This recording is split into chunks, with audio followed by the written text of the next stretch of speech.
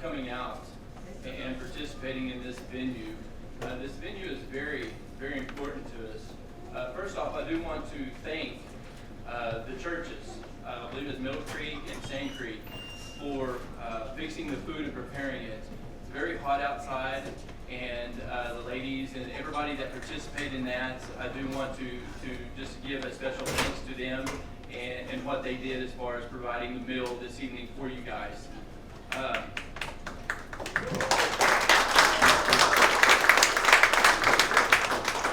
You know, just real quick, I reflected earlier in regards to my grandmother in communication, because when I was a young man, grandmother used to fix breakfast for us. She would fix breakfast for us, for all the family. Fix everybody, work, do everything she was supposed to do for us. And then when she got done, she would eat a bowl of cereal. And that's the way she did her stuff, because she always served the others before herself, and that's what she did. She just ate a bowl of cereal. And I was always kind of amazed at that, but that's how she conducted her life. And so I just wanted those ladies that are out there serving, doing that today, that's what they're doing in their way to give back to the people that they serve. So I owe to them. I want to also make a comment too. I know we had lost one, Miss Warlito, but we also had lost another one too. I just wanted to share his name as well, Mr. Dwayne Miller. Mr. Dwayne Miller was very intricate in this as well, and provided a lot of benefits to this particular day and why we're here. And also I want to make mention about, and he'll be up talking, but I just want to extend some thoughts to him as well. His grandson. And why I want to say this too, I don't know if y'all are aware of this or not, but Mr. Jake Tiger here is on the front page of the Oklahoman for Tribal Impact, and he's on the front page, and he represents us as a Seminole Nation of Oklahoma. And if we could give him a round of applause for his efforts.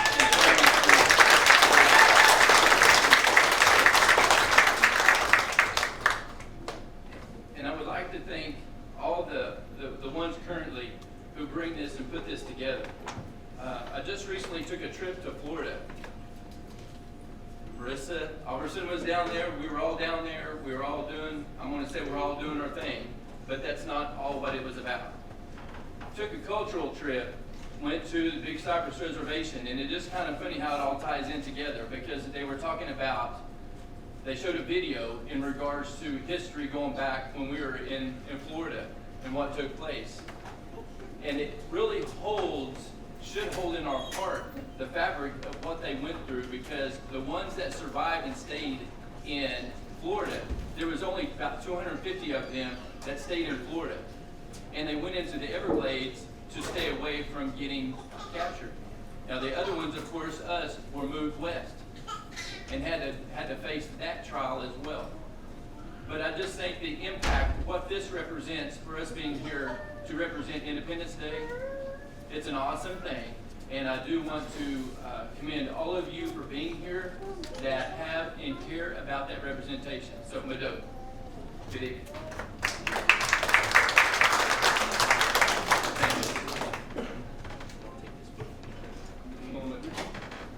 Everyone, as they were entering the door this evening, should have received a ticket. So make sure that you keep that readily available. There will be some drawings for door prizes a little bit later. And if you haven't received one, just wave your hand and Hope will get you one. Okay, Hope, there's someone up here that we missed coming into the door with a ticket. Anyone else? Who wants 2 or 3 more chances, man? No, I'm just kidding. They'll be all right too, wouldn't it? You know, over the course of time, there was a couple of names that we mentioned already this evening. But over the course of time, you and I as individuals are very much privileged. We're privileged to be able to be around those that have the wisdom, that have the knowledge, that impart and hand things down to each of the succeeding generations.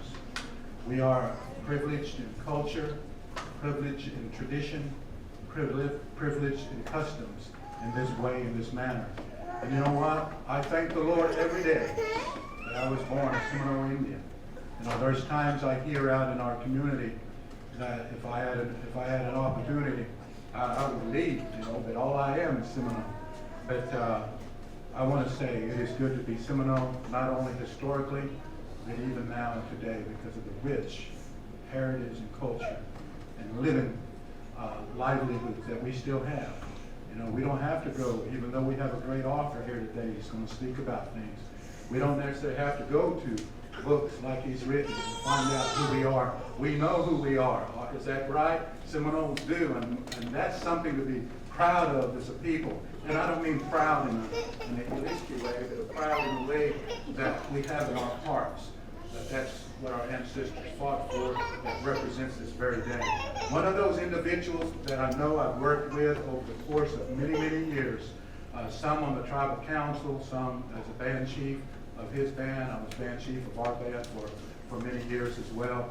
And that's Mr. Rodney Factor. And I'm going to have him come and say a few words, because I know from the onset of getting this placed in tribal code and tribal law, there was a lot of effort. And he's going to share a little bit of that background with you this evening. So let's welcome Mr. Rodney Factor.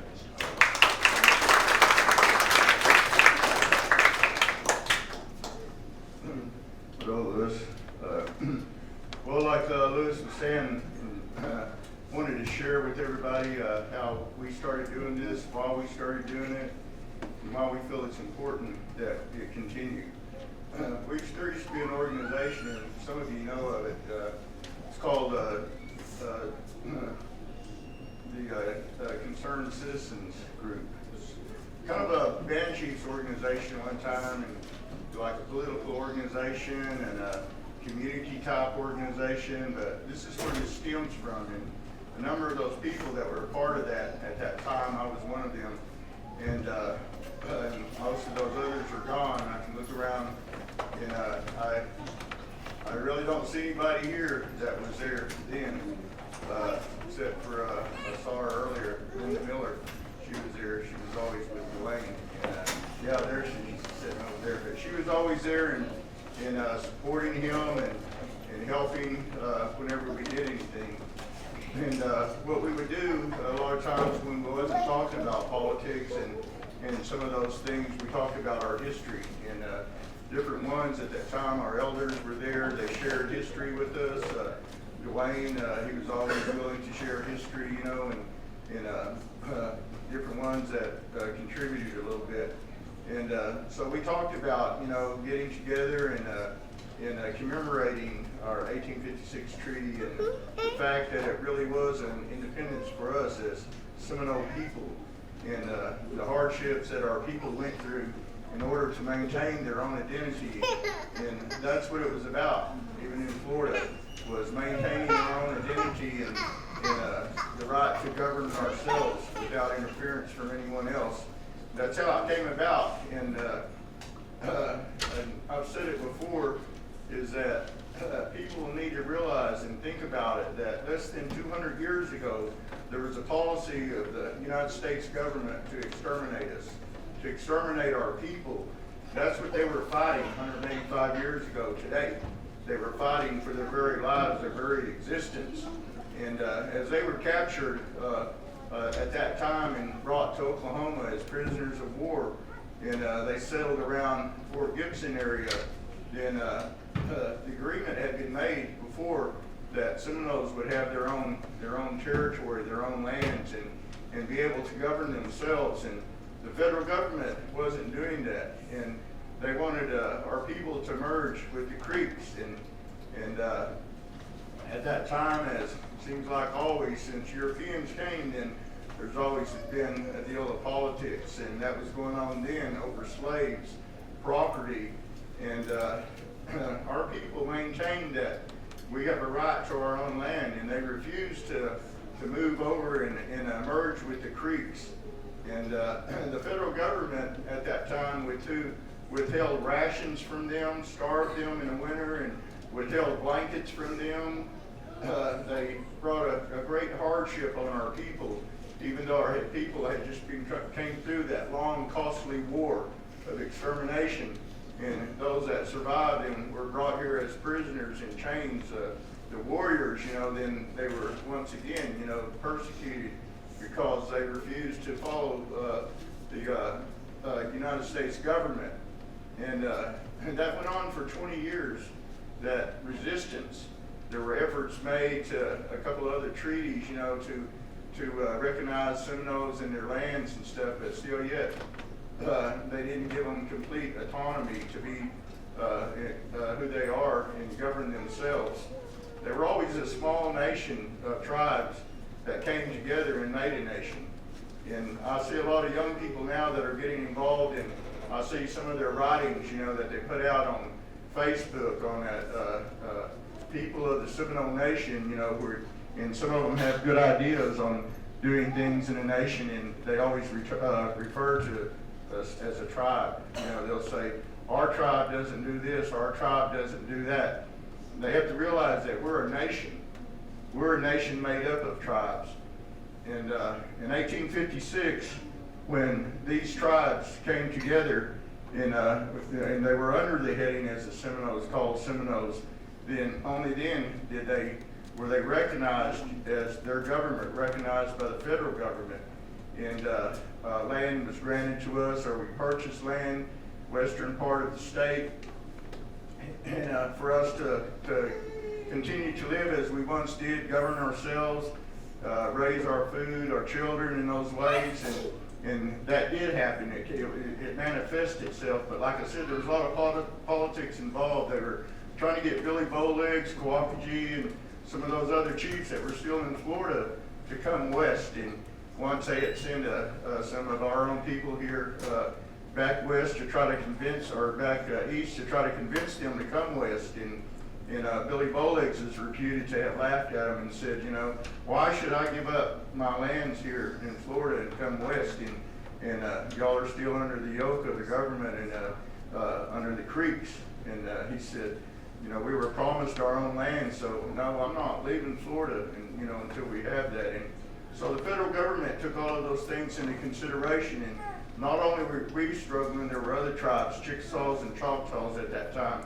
A treaty was made in 1856 for them to be recognized as separate governments. So those things were going on, and of course our people maintained, and like I said, many of them starved and they died, from sickness and those kind of things. And the reason they did it was because of their identity, to be recognized as who they were and their rights as free people. And today, that's the same things that we seek out. And like I said back then, think about it, the federal government, we're trying to exterminate us as people, wipe us off the face of the earth, But we prevailed. That was our ancestors, and that struggle that they would never give up who they were and who they are, and that's who you're descended from today. So always be proud of who you are, no matter what, no matter what you think. Think about your ancestors and the struggles that you're going through today. Think about the struggles that they went through then, so that you could, call yourself Seminole today. But I appreciate everybody here, and like I said, I wanted to let people know, the reason that we have this. It's about maintaining our own identity, and in the future, like I said, I don't see those people around that were around then, and soon my time will come too when I have to go, and that's okay. But I want people to know what this was about, and what it is about, our Independence Day, because I've heard people make lightly of it, in the past, in passing, here and there when we first started this, and we talked about, bringing it to the council. Dwayne was on council at that time, and agreed to bring it, as legislation to be recognized by our council, as our Independence Day. And that was the whole reason, so that people realize, how our ancestors struggled so that we might still be called Seminole today. And I don't want you to ever forget it. You can pass it on to your children that, that's what this is about. And I'm glad Mr. Littlefield is here. Over the years, I've read a lot of his material, and if it wasn't for folks like himself taking an interest in our people and where we came from, then a lot of that information would be lost, you know. So anytime you get a chance to read some of his material, like I said, I've read a lot from many different authors, and I've noticed that he does a lot of research, you know, into the things that he puts into print, and I think you would enjoy some of his writing. But I'm glad to see everybody here, and I hope that you will continue to come year after year and bring your kids and grandchildren, and I hope that this will continue to grow because this was part of our intent at that time when we first started it. Like I said, there was a handful of us that got together at the library in Seminole, and we would bring potluck and gather around the tables there, and we would share information, share about, you know, the 1856 treaty and history like that, and it's and we talked about, you know, getting that information out to the people so that, you know, the people will know that and know what our Independence Day is and what that 1856 treaty was about. But I appreciate you. I appreciate you, Widow.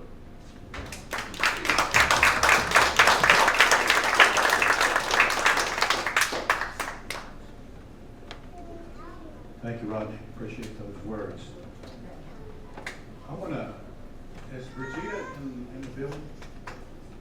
She's probably not. Many of you, she's probably doing something outside. I want to take this time to say that I appreciate Ms. Leader. We have had, over the course of the last few weeks, one of our directors for the Historic Preservation Office go through some procedures, and a lot of the work has been placed upon the existing staff, as with the historical preservation and other activities that they're doing, as well as some of the organizations of this organization of this event as well. So I just wanted to say, you know, publicly that I do appreciate those that have taken up and done what they could to take up the slack with the certain ones that's not here, not present, but those that took the bull by the horn, so to speak, and went forward with it. And Regina, I want you to know also the executive office assistant, Ms. Hope Lena West.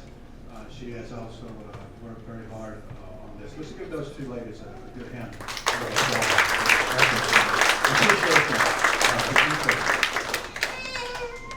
You know, over the years, I had a lot of opportunity to be able to meet a lot of authors of historical writings, specifically those ones that pertain to southeastern native tribes, Muscovian people, as well as Seminole authors.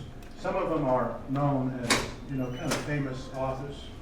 You know, when you think of a Grant Foreman or Angie DeBow and people like that, Miss Lancaster, who also wrote a book pertaining to Seminoles. But when you think about those names, you know, those are kind of household names, you know, that you hear when you're taking courses at the university. But there's another name that always comes up, and we as Seminoles, as Rodney has already alluded to, have been fortunate to have a good relationship with this gentleman over the years. When we were speaking to him about coming to the Seminole Nation again to be with us this evening, he's been here amongst our people many times and at different times. But he said it in this way. He says, "I'd like to come back and be among my friends." And I want you to know that with all the accolades that he has as a writer and an author and as a professor, he does have some good books out on certain eras of our history as far as Seminoles. There's one called Seminole Burning, and that was about a racial incident that took place. It was a tragedy is what it was, really, but he did a fine job at writing it and explaining it and doing the research. And Evan Haney is here. He was speaking to Dr. Littlefield over supper, and he was talking about, you know, having a memorial to remember that time, so that it won't be forgotten. You know, sometimes maybe even you here today never recall what that was. It was a time where our nation needed to come together because of what was being presented against two young Seminole men, and unfortunately their lives was taken. And Dr. Littlefield took and wrote a book about that.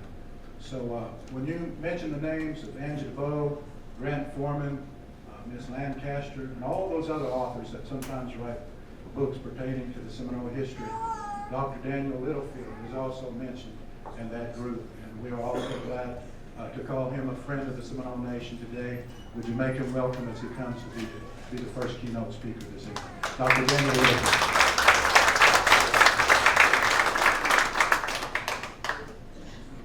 You know what this suggests? That I can do two things at once. Hold this and talk at the same time. But I have limitations. They're not all limitations of age, but that's a big part of it.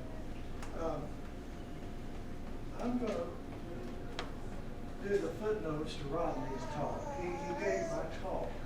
And I know he didn't plagiarize from me, and I didn't plagiarize from him, so I guess it's just great minds working together, eh? And when I was asked to look at the issues and events that led to the Treaty of August 7th, 1856, at one time in my career, I probably would have felt like a kid who just found a 2,000-pound marshmallow and was trying to figure out how to open his mouth wide enough to get a bite out of it. But having been down the road that I've been, I went right to work and tried to put something together that I think will inform you tonight, I hope. And I have to keep my notes in front of me, because if I start ad-libbing, you're here till midnight. And I won't be able to get done what I need to get done, and that is to stay on this subject. Now, this whole issue of Seminole independence began with the removal period. Until then, there was really no question about the issue, but it was what the terms of removal ended up being that made the Seminoles so determined that they wanted independence as a nation. Now, removal was a terrible thing for all the tribes. They all went through this period of giving up what they had, traveling this distance to the west, having to start over in a new environment and build new economies and new societies. But the Seminoles were different in that they had this extra task of remaining unified and building a society the way they wanted it. Now, at the center, where I'm the director, we have studied Indian removal for the last 20 years. We looked at all the tribes, 5 tribes in Oklahoma, and so much of the detail that I'll be presenting tonight comes out of that research that we have done regarding the Seminoles. Now, as Rodney pointed out, before removal, you didn't have one tribe, you had a number of tribes. And there were the Alachua Seminoles, which historians later called the Seminoles proper. You had Tallahassees, Miccosukes, Uchis, remnant Yamasees, Apalachicolas, and that's just to name a few of the tribes. You also had runaway Creeks, particularly the Red Sticks, and then there were Spanish Indians that descended from Spanish fishermen who married tribal women. And I think there were about 250 of those that moved west with the Seminole. And in addition to those groups, you had free blacks who were marooners that had run away from the Spanish and the English, and some had been in the region for decades. You had runaways, recent runaways from American plantations and the Spanish plantations, and then you had slaves that belonged to the tribes themselves. So in this period when you had Spanish control over Florida from contact to 1763, and then again from 1783 to 1821, when the English had control of Florida from 1763 to 1783, these people in Florida apparently lived in a state of peaceful coexistence. They tolerated and assimilated people that came into Florida. Now, that state existed, as far as we can tell, up to about still World War I, and the War of 1812. And at that point, Seminole history experienced Andrew Jackson. Jackson was a man who was driven by paranoia about foreign relations. He was driven by greed, and he was driven by political ambition. And the Seminoles, people who became the Seminoles, bore the brunt of much of that in him. Now, as far as the paranoia about foreign relations goes, the British invaded the U.S. in 1812, and he had fought the British at New Orleans in 1815, and he thought he saw Spanish and English intrigue in the Red Stick War of 1813 and 14. And from those events, he became convinced that the most vulnerable part of the United States was the Gulf Coast. And even though he had a number of tribal warriors that fought with him in many of his campaigns, he didn't think that he could trust the Indians to defend the United States. And so he thought that was particularly true as long as the Spanish had Florida. So President Monroe was of the same mind. You know, he was the one who issued that Monroe Doctrine in 1823, telling European powers to stay out of our business. And he gave Jackson the orders to stop Florida being a haven for runaway slaves from the American plantations.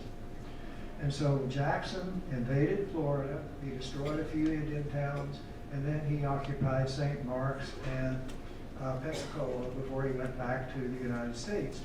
Now, what that campaign did was to show Spain what the Americans were capable of doing. And that was the first major step toward the change of flags that happened in 1821. And that was a major turn for Seminole history too, because that meant that now the tribes of Florida were under the control of the United States and they could be dealt with. Now, at this time in American history, you had this rising agitation in the southern states for removal of all the tribes out of the South. And that came out of the Jefferson administration when he signed that Georgia Compact of 1802, which said that if Georgia would give up her western territories, which became the states of Alabama and Mississippi, then the United States would remove all the Indians from within the boundaries of Georgia. Well, this gained momentum as it went along because the southern plantation owners who wanted to get into the cotton economy needed land. And so he was a firm believer then in Indian removal. Now, he had made money from the Chickasaw cession of his Tennessee lands in 1819. When was it 1820? I have to read the footnote. But anyway, he and his business partners in that transaction became the owners of Chickasaw Bluffs, which is where Memphis sits today. And then when the Cherokees gave up their land north of the Tennessee River in Alabama, he and his business partners became the owners of the land around Florence, Alabama, and Waterloo. And we know how important both of those sites are in Indian removal. Now, as it proved later, Jackson made Memphis the seat of the money for removal of the tribes. It became where the office of the dispersing agent for Indian removal east of the Mississippi was.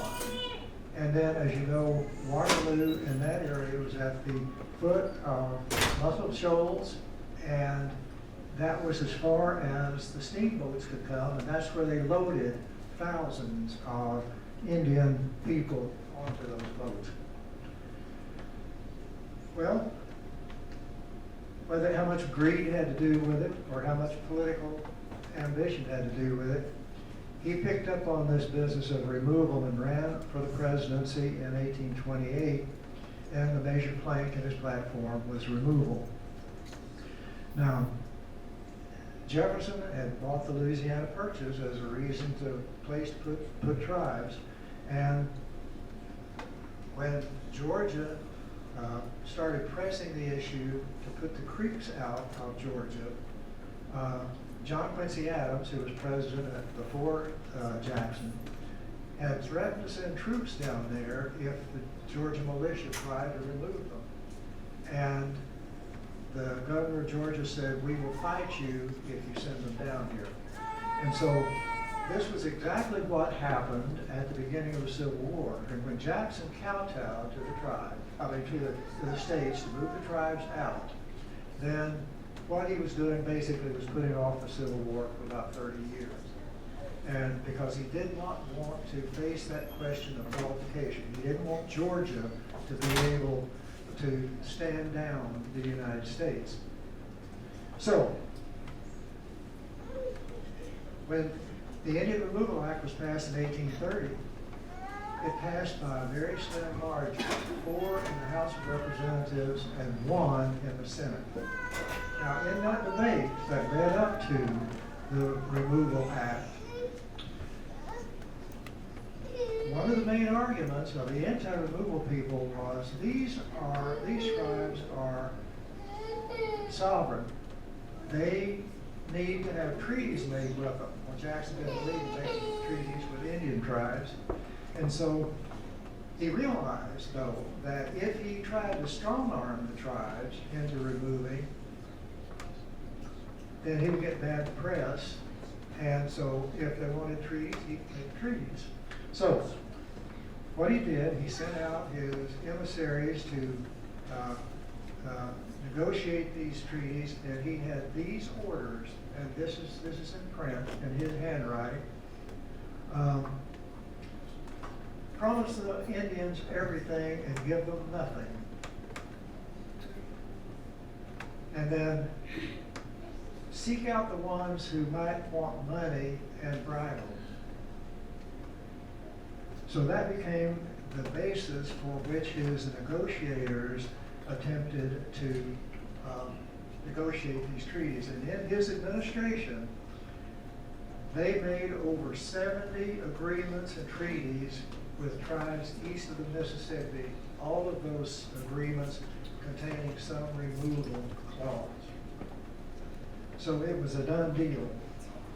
All right. So if he's going to make treaties, he'll make treaties. And for the Seminoles, it's the Treaty of Thames Landing, 1832. And in that treaty, the Seminoles, the people who became Seminoles, gave up their right to lands in Florida. All of the claims against runaway slaves would be taken care of and settled. The tribes had been beset by slave hunters who were coming down there trying to recover runaways. The Seminoles would remove within 3 years, and a delegation of Seminoles would travel to the west to look at the land that the Creeks were occupying and see if the Creeks were willing to take them. Now, there was some interesting language in that treaty, and here's where the idea of a separate nation begins to take root. First, the U.S. treated the Florida Indians as if they were all Creeks. Now, One thing it said, for instance, was that the delegation would go to the west to see if the Creeks were disposed to reunite with the Seminoles. And that makes it sound as if they were all once Creeks. The Seminoles were to be readmitted to the Creek Nation with all the privileges of Creeks, as if they had all had Creek privileges before. And then in the second phase of the language, an additional extent of territory proportioned to their numbers will be added to the Creek country. Now that makes it sound to the Seminoles as if this is going to be a separate land set aside for them. Now, I don't know whether that language, the treaty writers knew what they were saying or not, but at any rate, it's at that point that those tribes begin to think about a separate place that belongs to them on which they can settle.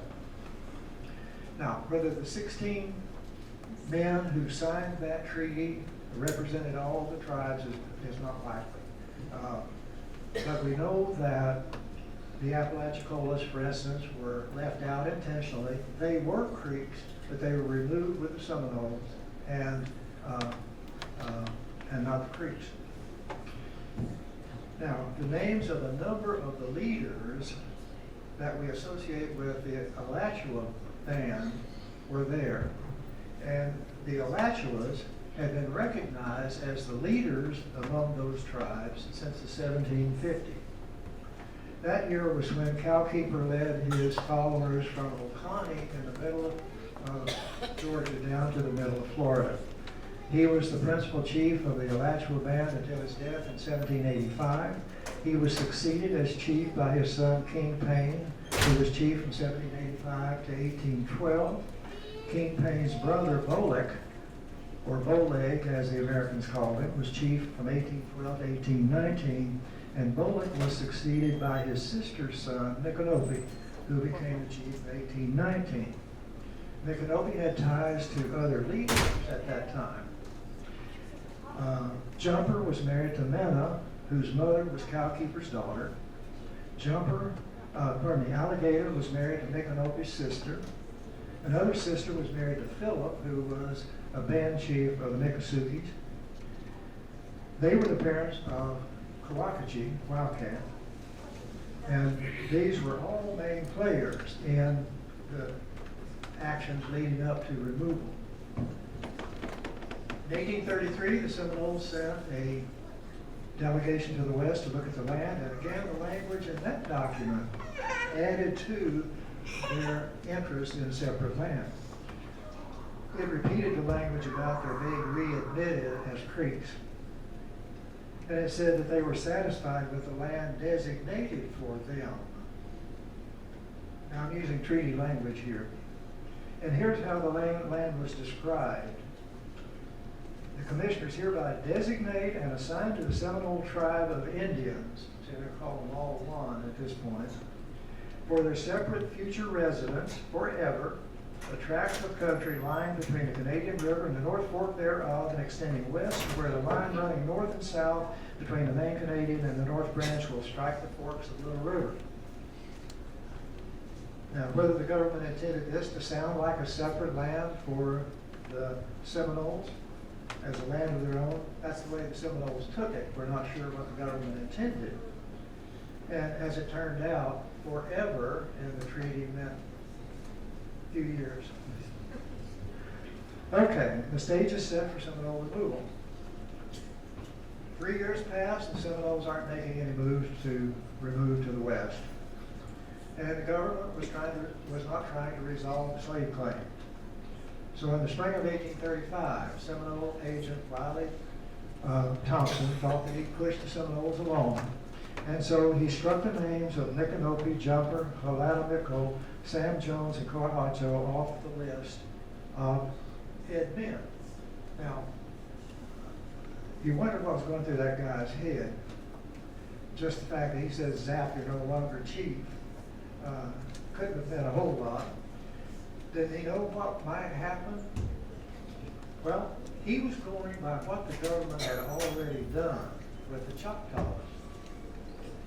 whenever those 3 district chiefs of the Choctaw Nation signed the Treaty of Dancing Rabbit Creek in 1830, the Choctaws were so outraged that the National Council imposed those district chiefs and appointed chiefs to replace them. The federal government refused to recognize those chiefs and recognize the treaty chiefs. And the Choctaws moved to the west. So, and they did it fairly quickly, in a couple of years. So picking the leaders had worked for the Choctaws, why not with the Florida Indians? See? Now, in addition to insulting the leaders, Wiley Thompson imprisoned Osceola and tried to force him to admit to the validity of the Treaty of Payne's Landing. So he had sporadic violence that began to break out. And then that December, Philip and his Mississippi warriors and blacks raided St. John's Valley plantations. The following day, others struck in simultaneous attacks 50 miles apart. Warriors under Osceola attacked Fort King, killing Thompson and others. At the same time, the warriors and blacks under Micanopy, Alligator, and Jumper annihilated a relief column headed by Major Francis Dade, and the war had begun. Now, at the time, John Eaton was secretary of, was the governor of the Territory of Florida. He had been Andrew Jackson's first Secretary of War. And he'd been married to one of Jackson's wards. She had died, and then he had married a barmaid in Washington, D.C., the daughter of a saloon keeper. Well, the women in the upper echelons of D.C. society decided they could not invite the Eatons to their to-dos, and so Eaton had to leave. And Jackson gave him the governorship of Florida. So when the Seminole War began, Eaton asked Jackson to send him regular troops. He said, don't send militia down here because if you do, it will become a war of attrition. And Jackson, paranoid as he was, said, no, I can't do that because enlistments are low in the Army, and if I send regular troops, I'll have to pull them off the East Coast, and that will make us vulnerable to invasion in the East, and that's where the British had invaded in 1812. So,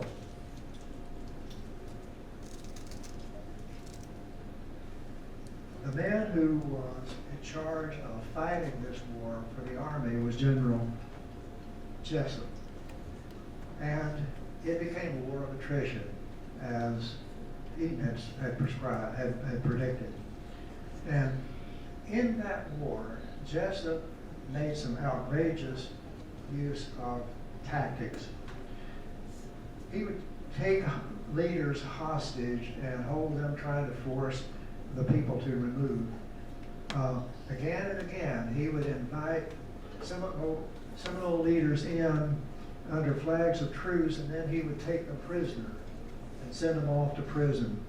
And one of those that he sent out was Micanopy, who was sent first to St. Augustine and then to Charleston.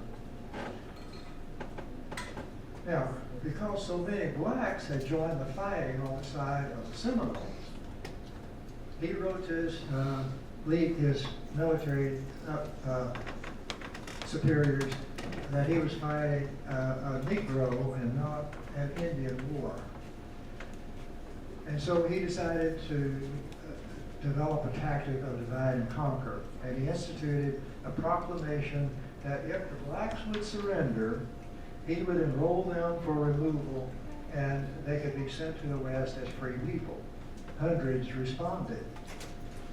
And this not only reduced the fighting force of the Seminoles, because many of them had been in the field with the warriors, but it also resulted in a reduction of crop production and livestock production.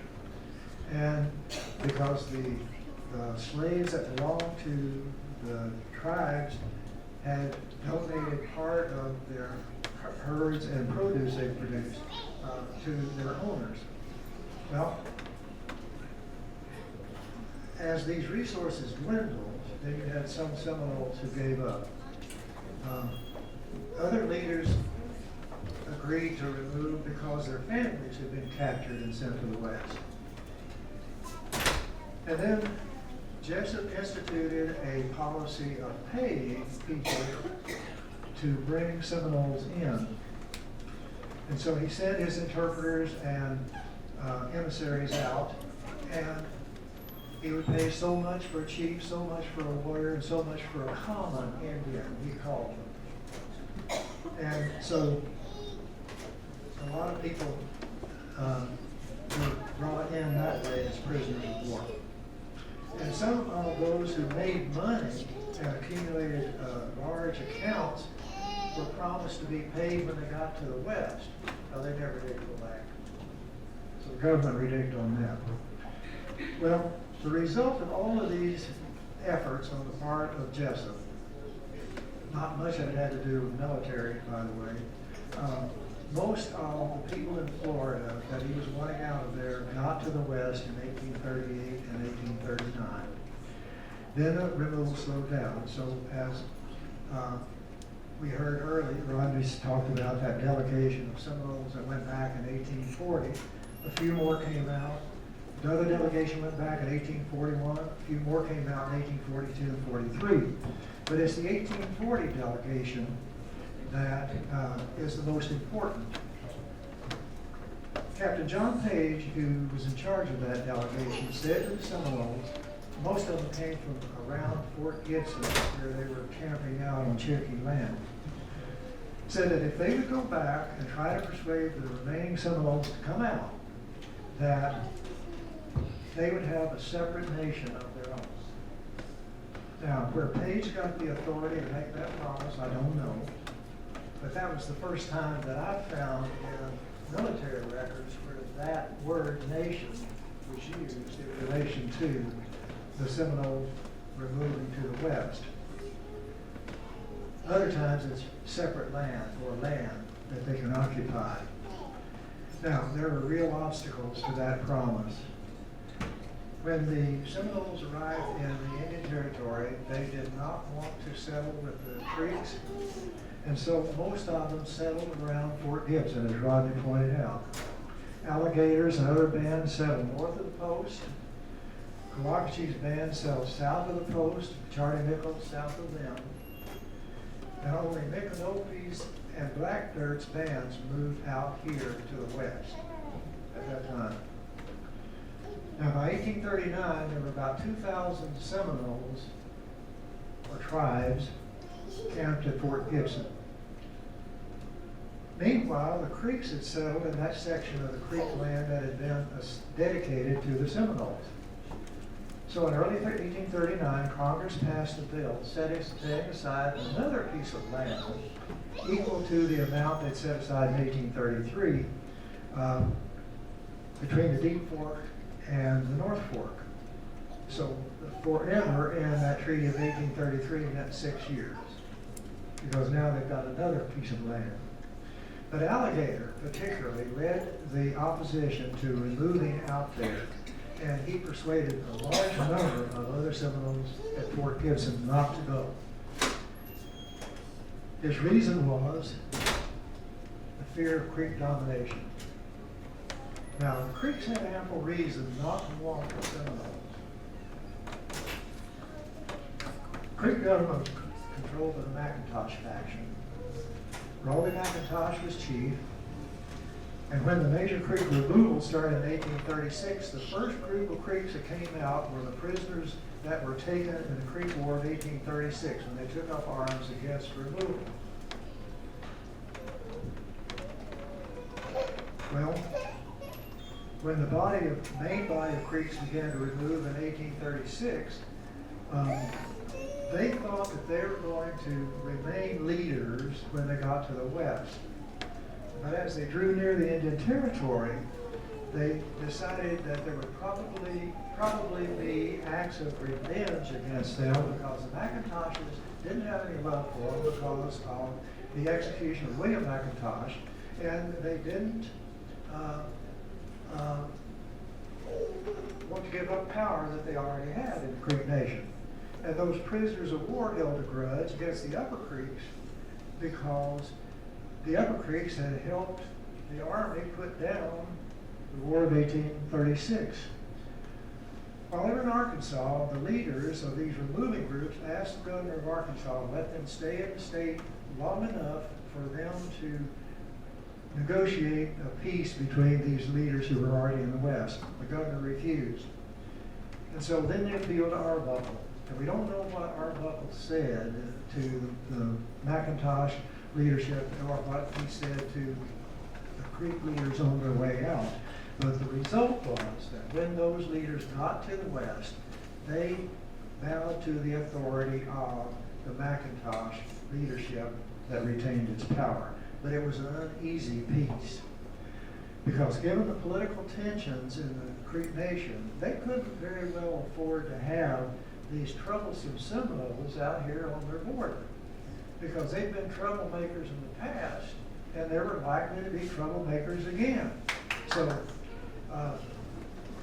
we want to make sure that that didn't happen. Now, the Seminoles in turn had good reason not to want to be under Creek control. First, most of them were not and did not think of themselves as Creeks, but that was what the treaty language suggested. They'd been independent in Florida, and they knew they'd lose that independence when they got under the Creek control. The Creeks had supplied warders against them in Florida, and so you had that as a factor.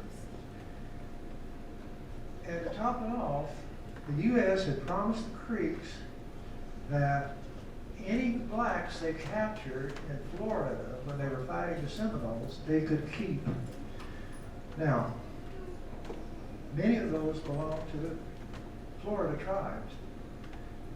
And so when the blacks came in, they were shipped to the West as free people, whether they were captured by the U.S., captured by the Creeks, or voluntarily came in under Jessup's proclamation.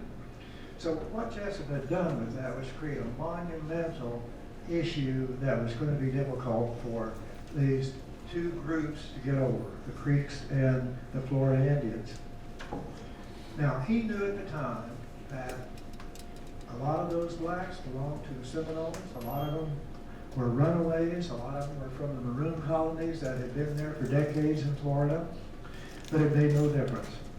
If they surrendered or were captured, Jessup sent them west. Now, the Seminoles had been beset by these slave hunters from the states for decades before they were moved. And so the Treaty of Page Landing was supposed to take care of all that, and it didn't. Those slave claims followed them to the west.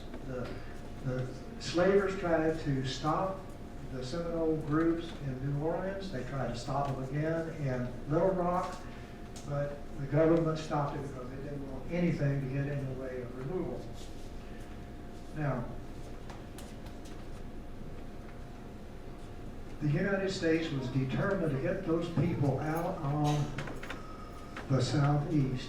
They did not want those blacks from Florida to be sold into the plantations in the American states because they had already proved that they're ready to take up arms to fight the United States, and they would not fit into that chattel slavery system, which was in the southern states, because they had been living under a much laxer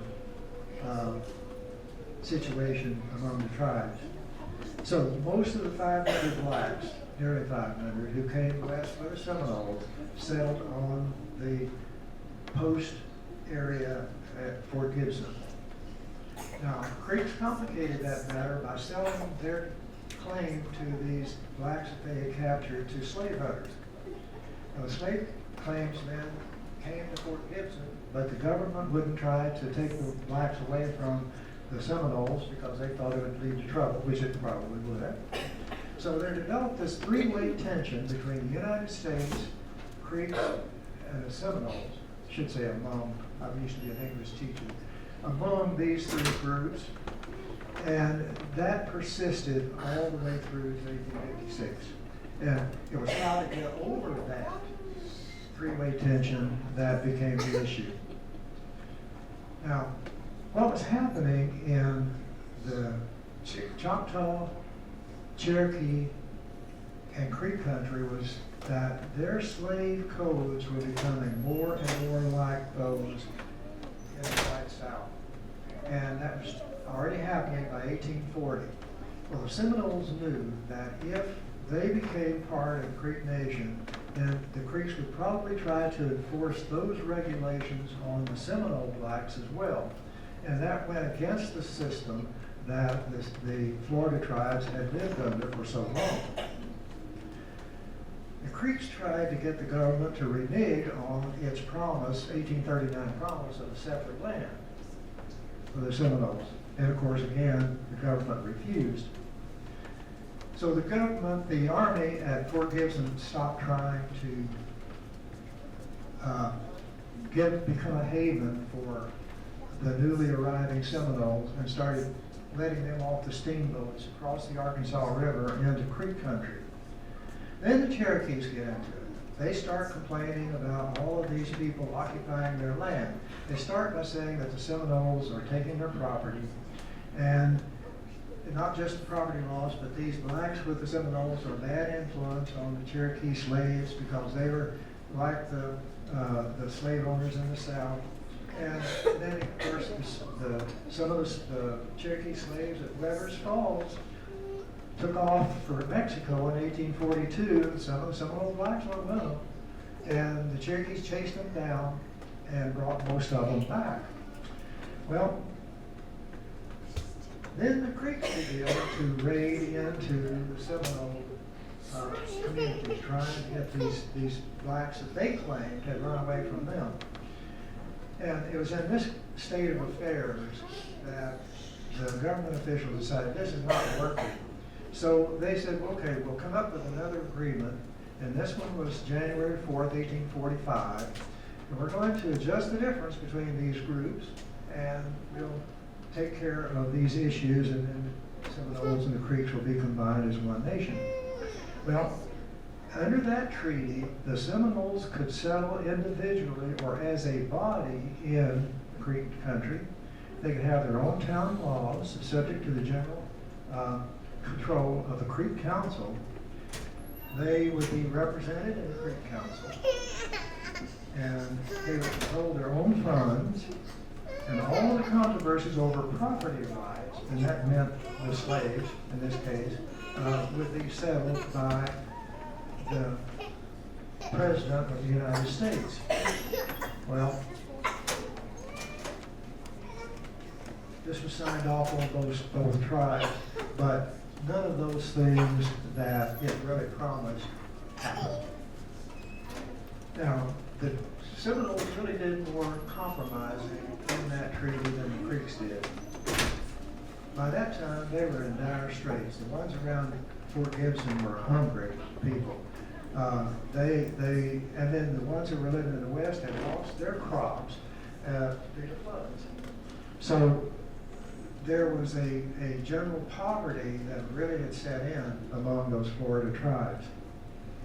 And so the government increased the annuity of both, and they offered some removal money for those who would leave Fort Gibson and go out to the west and settle. But it didn't relieve that fear that the Seminoles had of Creek domination, and it didn't grant a separate nation as they'd been promised. But most of the Seminoles moved out to this part of the country in 1845.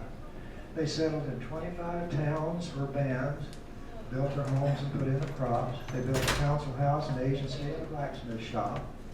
Each town had its own headmen and laws. The general council had supervisory control over all the towns. The majority of headmen could pass laws to govern all the Seminoles, provided that they didn't conflict with the laws of the Creek Nation. Each town had a town field held in common with a band. Some individuals had fields that were set apart from that, and the blacks moved off to themselves, living in small communities, farming, raising livestock, and paying a tribute in both of those to their owners. But life in the Seminole country was disrupted by these continuous raids by Creeks and others. And some of the government officials in charge of Creek affairs were involved in these slaving activities.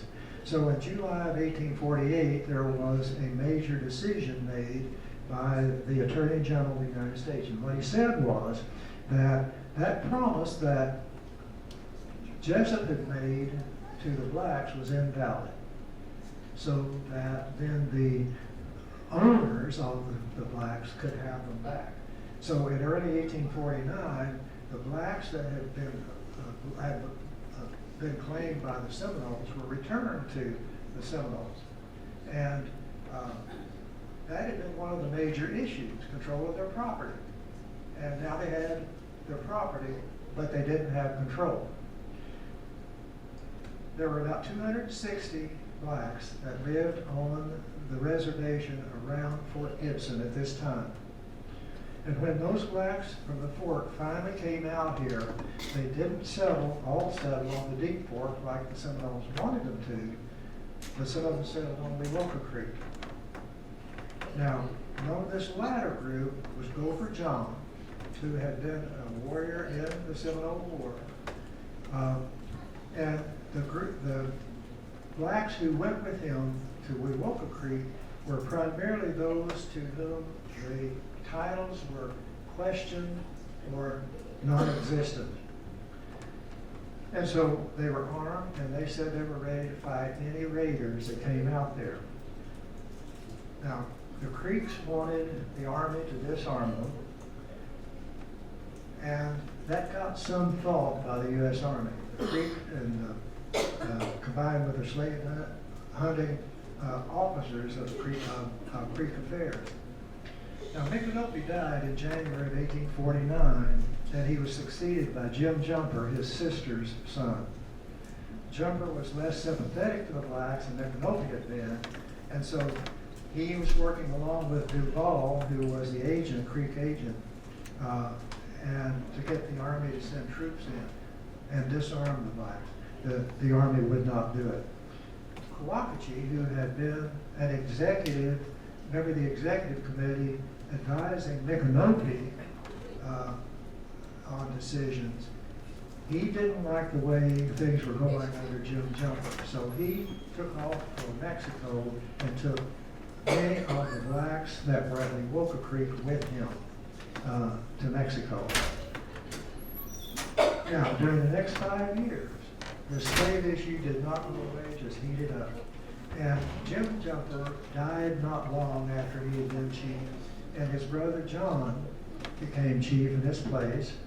He was more amenable to settling all these issues than the former Seminole leaders had been. And it had become obvious that that treaty of 1845 hadn't settled the difference, and that the president wasn't making decisions about property ownership. But it was also obvious that the union of Creek and Seminole was not going to happen. So on August 7, 1856, the Seminoles finally achieved that they wanted, and that was a separate nation. The boundaries ran from the mouth of Pond Creek on the Canadian, north to the North Fork, up the North Fork to the southern boundary of the Cherokee Outlet, west to the 100th meridian, down to the Canadian, and along Canadian, back to the mouth of Pond Creek. They built a new council house and a new agency and began the process of nation building. But the time that they had to do that was short. The Seminoles were still arriving from the east. In May of 1858, Billy Bowlegs and a party of 160 were moved. In December of that year, Bowlegs went back to Florida and with a delegation and brought out 75 more. And they arrived in March of 1859, and that was the last official, put quotations around that, Seminole removal to the west. Okay, 1858, 59, what is it, only 2 years until secession from the United States by South Carolina, and followed rapidly by these other states. And so then you have the Seminoles who are just settling into nationhood, disrupted one more time by the Civil War. And that's another story, which I'm not going to tell. Thank you.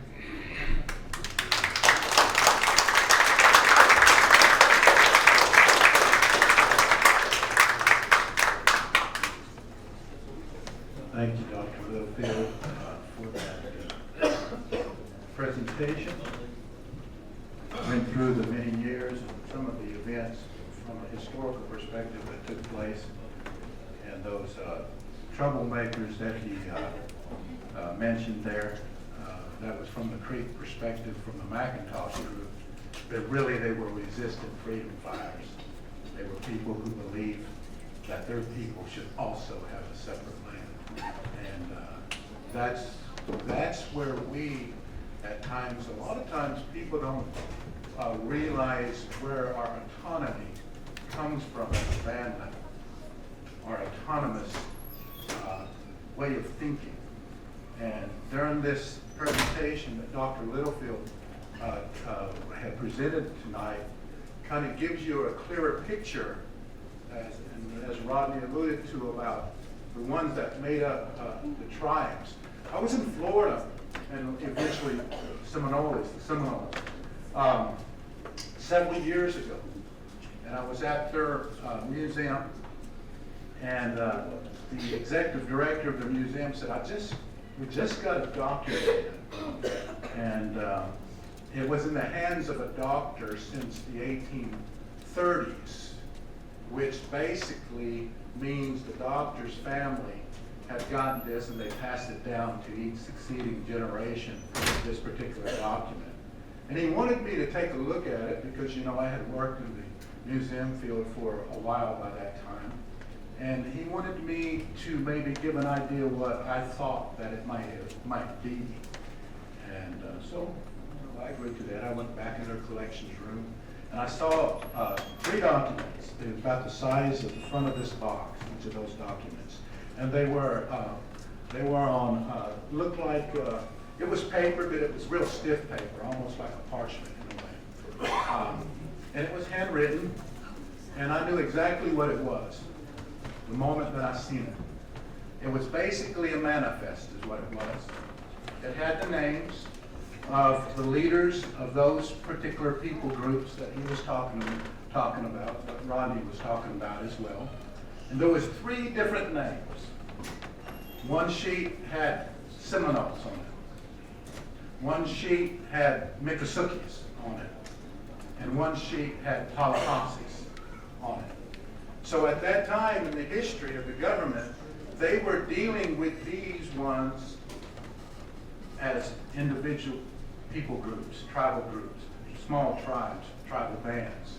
So it was a great piece as far as history was concerned that I was able to see that. And I explained to their museum there in Florida what this was.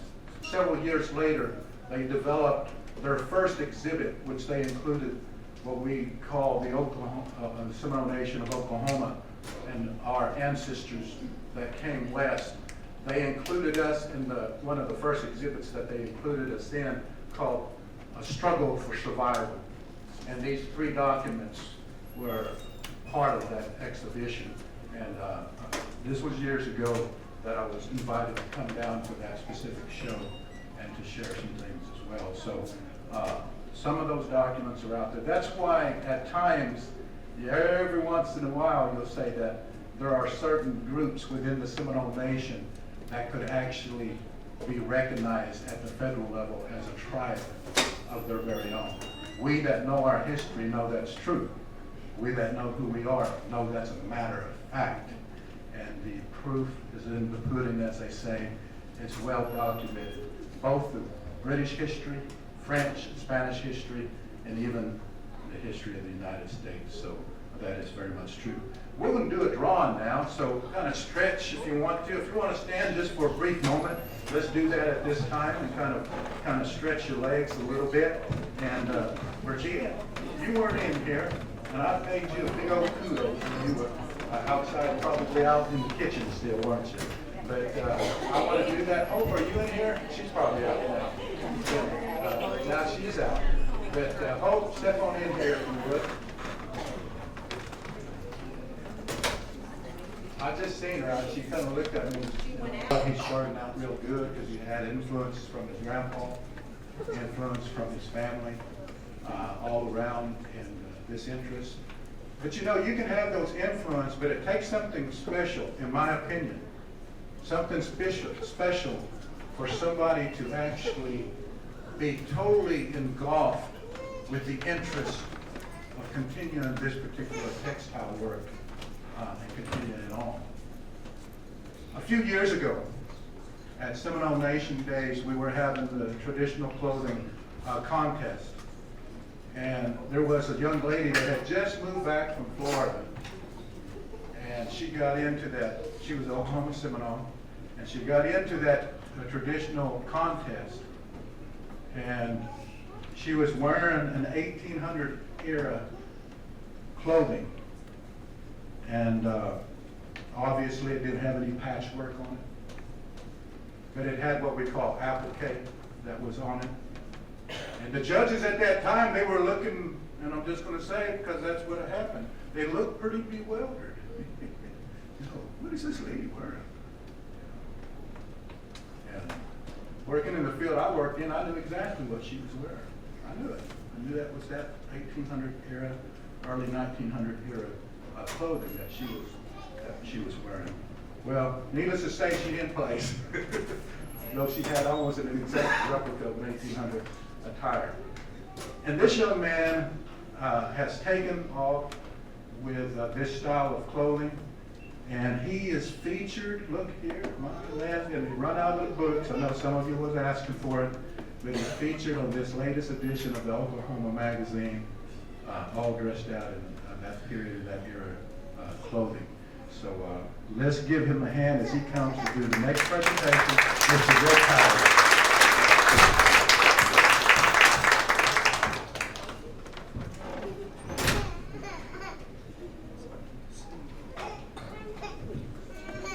Let's go. All right, let me introduce myself. My name is Jake Tiger. I belong to the Ngozi clan, Bear Clan. Also, I am part of the Tom Palmer band. And I also want to give a thanks to Dr. Littlefield for his very descriptive story of what led up to our independence. And as you're sitting there listening to his story, you're probably thinking, what are these people wearing at that time? Were they dressed like everybody in the audience? Were they dressed like mafia gangsters? No, they're dressed like me. And there's a big misconception I've been telling people. They've been seeing my work, and it blows their mind. Because when they think about Native Americans, they think about war bonnets, or just your stereotypical Indians in Hollywood. And Southeastern Indians, we have our own kind of style of clothing. It's very beautiful. It looks like a lot of influence came from British and Spanish, French influence, and Scottish as well. So if we can get started on the presentation here. One, I provide a presentation because also too, it's kind of hard to visualize some of these things.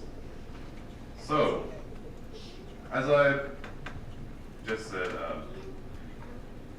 the clothing was influenced from a lot of Spanish, British, Irish cultures, and also French as well. But a lot of the shirts were made just like the British shirts that we're wearing with the ruffles. We started adapting we go back to the, please. We started seeing all this different type of clothing at trading posts. We had to meet with government officials. And once we started trading our cloth with them, they would trade us calicos, linen, cotton, and also silk. A lot of the shirts were made out of linen and calico cotton. And the most accurate way to find a good calico would be either, what's this called? Floral prints. Not too big, little kind of small, not medium sized, small prints. And also could you also use paisley as well, but calico floral is probably the most common. And a lot of the colors they favored were red. A lot of the colors was worn on their turbans, their scarves, leggings, and the beadwork. And next, where we're going to go into is, what does a Seminole look like? So if you really go into depth of Eastern Indians or indigenous people, you would kind of see a little bit of similarities. I've been reading a lot about Tecumseh, and I've been looking at how his style was worn. And some pictures or paintings look just like Osceola, where he's wearing a turban, he's wearing a fringed jacket made out of either linen or buckskin. So when you start to look at Southeastern clothing, you start, if you really go into depth, if you really study it hard enough, you can see the difference. A lot of Cherokees had striped jackets they would wear all the time. A lot of Creeks had similar clothing to Seminoles, but we also had our own differences how we dressed. A lot of Chickasaws had the same clothing as we did. So when you try to identify a Seminole, you really gotta, the best way I learned was looking at George Catlin paintings, McKinney and Hall, a lot of talks with Lewis and Rodney and my grandfather and many other people. You really have to go really into depth. When you just hear this stuff, you gotta go over and over and over, and then you finally get it. And through a lot of my research that I've been going through, we've always seen the same painting of Osceola everywhere. And so what I've been doing recently is taking all of the information that I've heard from various people and bringing it to light. Try to get different variations, more accurate depictions.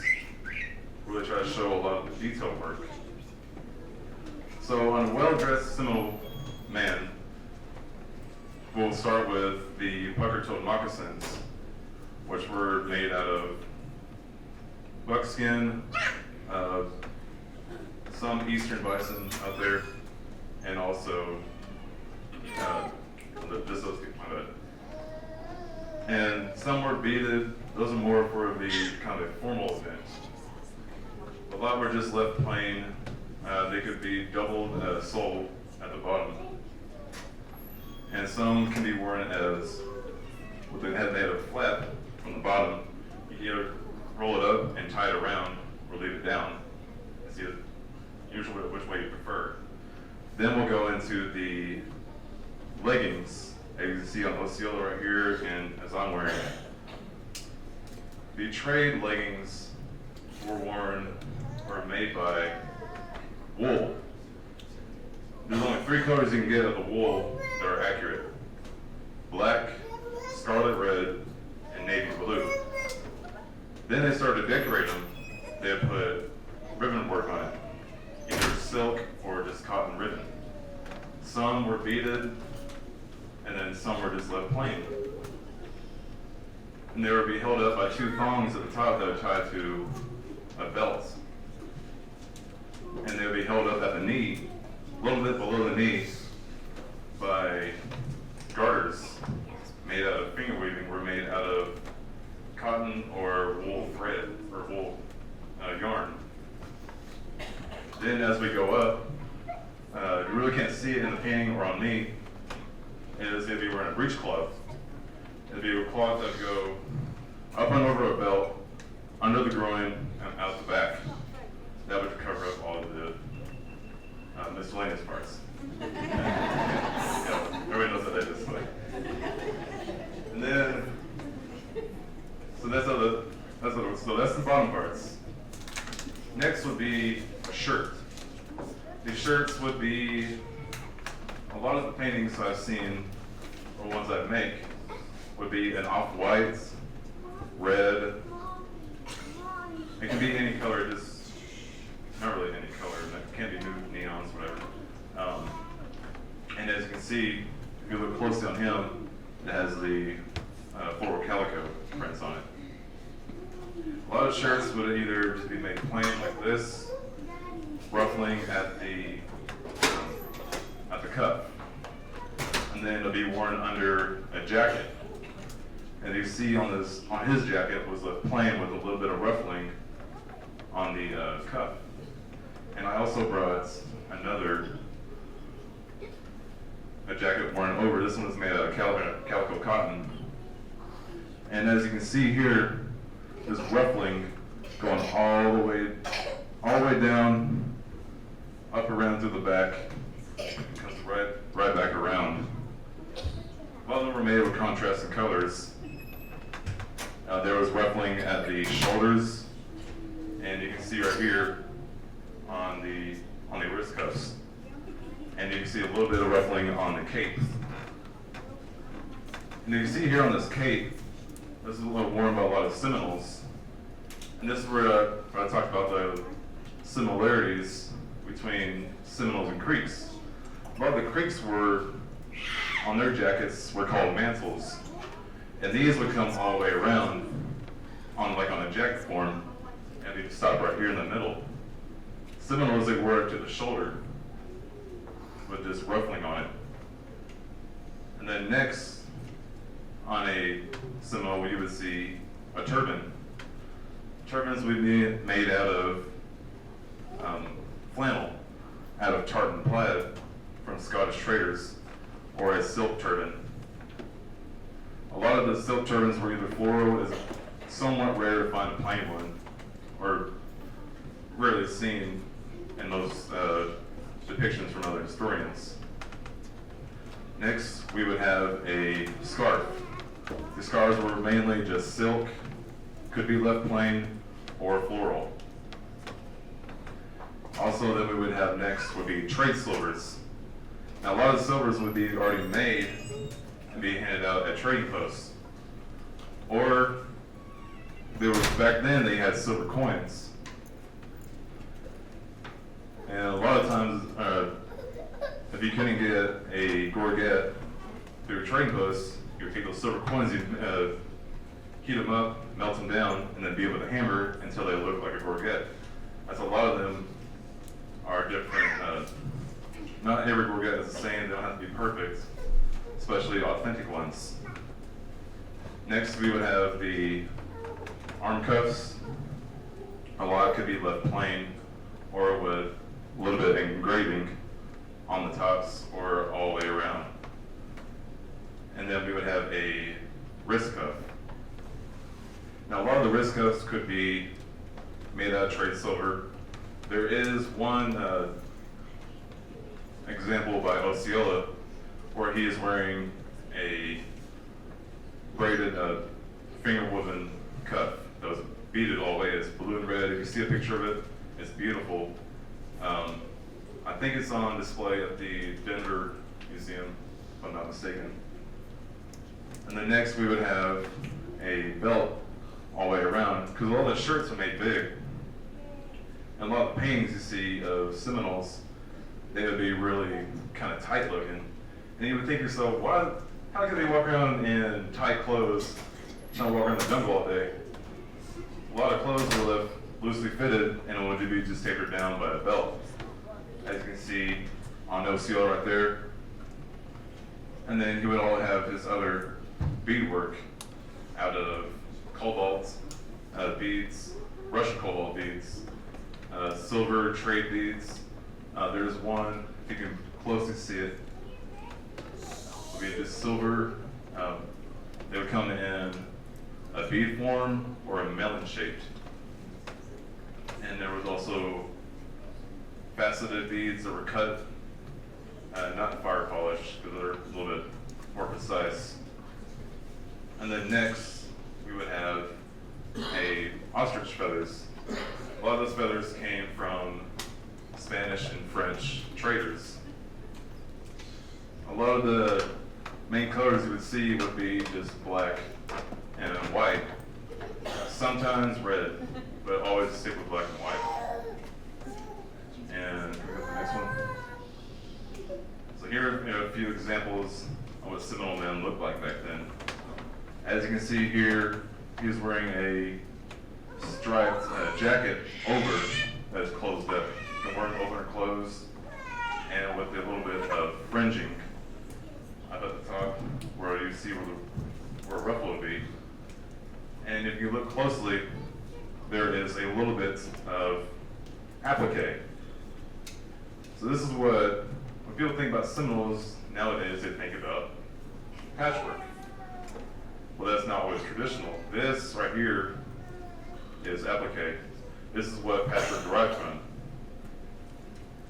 A lot of applique was just leftover scrap fabric, and will be worn around the bottoms of jackets or shirts. Some would be even worn on, well, this was mostly just a cut and fold, would be around the cuffs. And then next we would have peace medals. A lot of the peace medals were given out to a lot of the chiefs or warriors, and they came in different sizes. Smallest would be given to just our everyday warriors. The medium-sized ones will be given out to distinguished chiefs, and then the biggest one will be handed out to the Mikos. And these were made out of silver. There is one gold variation. It is on display at the Optic Museum in Florida. It is can't remember the name of the king, might have been King George, but it's gold. But a lot of them were made out of silver. Handed out, they had presidents' heads, Thomas Jefferson, also Martin Van Buren, James Madison. A lot of those were most of the peace medals that the natives wore. And next, what we'll see would be a bandolier bag. You can see here very closely, right about there, also right here, the bandolier bags were made out of wool.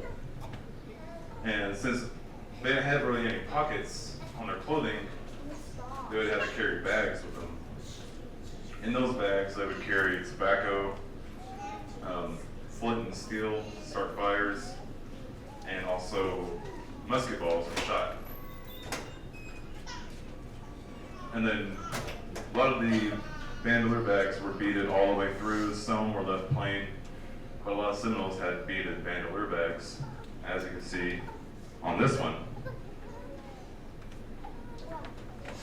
And also next is myself and my best friend over here.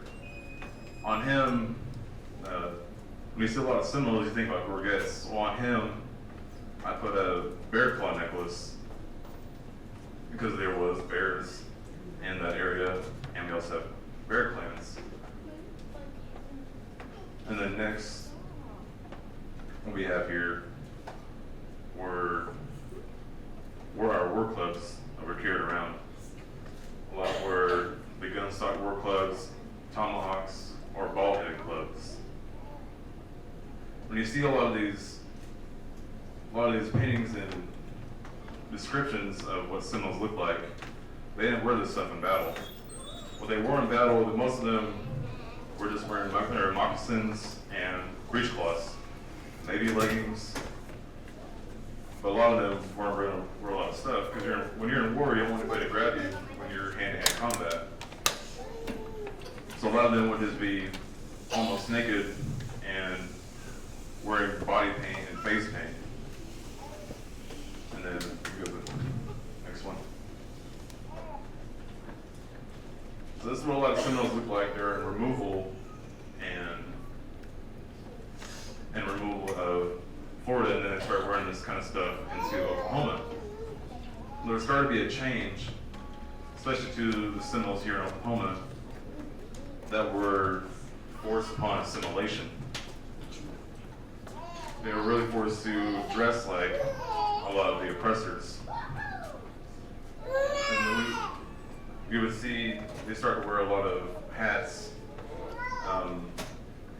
Some were even wearing vests. But a lot were still wearing the traditional clothing in this time. I think that was the next one. But like I said, there was still some that dressed like our everyday Seminole, our well-dressed Seminole. But if you look very closely here, this is a picture of Billy Bullock's. This is probably my favorite because it's really detailed. But if you look down very close at his feet, those aren't moccasins. He's wearing boots in that one. That's the only thing I can see of him not wearing the Seminole clothing.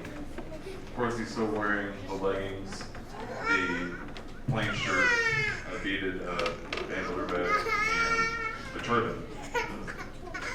This picture is taken a little bit before he was placed in Oklahoma. Next. And as I said before, we started to see the cultural assimilation forced upon natives that were already here in Oklahoma. They started wearing the three-piece suits. Some was a little bit kind of like cowboy kind of style on the white horse are wearing in this picture. And they're all wearing boots, jackets, a waistcoat, and pants. And you can see the two as on John Jumper over here. And this was kind of like, even though we've already been moved to Oklahoma, they're still fighting against us. This was a cultural genocide. If you take the Indian out of his element, that's the easiest way to kill him, basically, is to take him, make him forget who he is, and now he's one of you.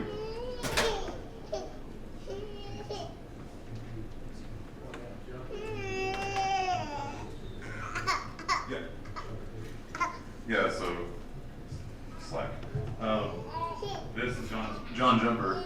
He is the chief who signed the Treaty of 1856. And,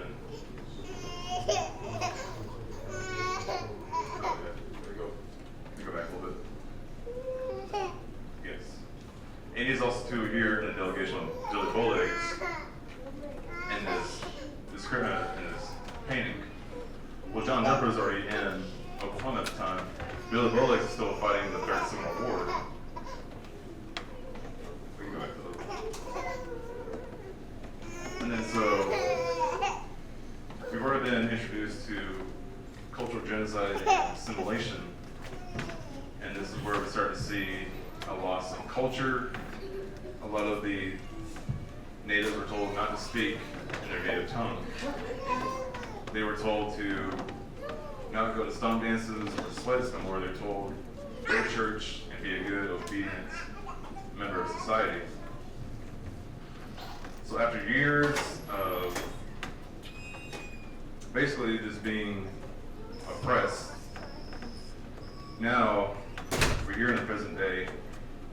We have a lot of visual aspects that we can do to basically just be proud to be indigenous in our ways. One is through social media. That's the easiest way to get our youth involved. Another one is just like this, just to get a room full of jotties and tell them who they are. Because it's a beautiful culture, and over, I say about maybe 150 years, the oppressors have been trying to get rid of that. Now, it's the time to really look upon and go back on that. Because a lot of the old ones that were traditional are gone nowadays, so it's up to the young ones to pick that back up. And can we go next one, please? So I would like to thank everybody for listening. We will be having a history class over men and women's clothing in the early 19th century on August the 10th over here at the Transit Building, hosted by myself, Assistant Chief Lewis, and Rodney.